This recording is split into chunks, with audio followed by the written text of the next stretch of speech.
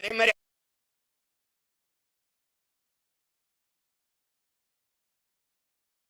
அம்மையார் கனிமொழி அவர்கள் பாதுகாப்பு ஆளுநர் பெண்களுக்கு பாதுகாப்பு இல்லை, கல்வியில பின்தங்கி இருக்குன்னு சொல்றதுக்கு அவருக்கு என்ன தகுதி இருக்குங்கிறதா?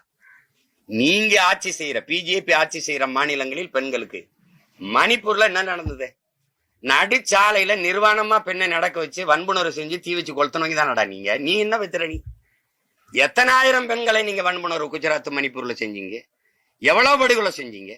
நீங்க ஆள்ற மாநிலங்கள்ல ஒரு தாழ்ந்த சாதிக்கார பையன் உயர்ந்த சாதி பெண்ணை காதல் கட்டி வச்சு அடிச்சு சித்திரவதை பண்ணி கொள்ற எத்தனை காட்சிகள்.